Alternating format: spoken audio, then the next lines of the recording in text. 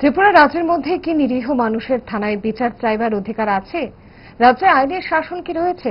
কোনো মানুষ অন্যায়ের বিরুদ্ধে থানায় মামলা করলেই রাতেই তার বাড়িতে দুষ্কৃতিকারীরা হামলা সংঘটিত করবে, এমনই প্রতিক্রিয়া ব্যক্ত করলেন বিরোধী দলনেতা জিতেন্দ্র চৌধুরী। ত্রিপুরা যে কি করে সাধারণ মানুষ এফআইআর করবে? এফআইআর করতে গেলেই তো এই লোকগুলো আবার বাড়িঘর হামলা করবে।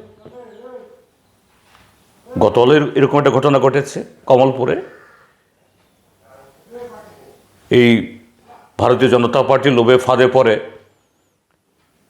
দীর্ঘদিন বিজেপির লাইনে হেঁটেছে, নানা রকম অকাম কুকামের সাথে লিপ্ত হতে বাধ্য হয়েছে, বাইক বাহিনীর সদস্য হয়েছে, কিন্তু নিজের থেকে ভুল বুঝে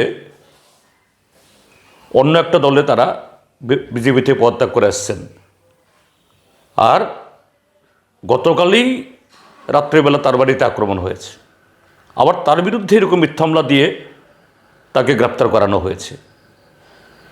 তো ত্রিপুরাজ্যের মধ্যে নিরীহ মানুষ এইভাবে থানায় বিচার চাইবার সে পরিবেশ আছে? সে আইনের শাসন আছে?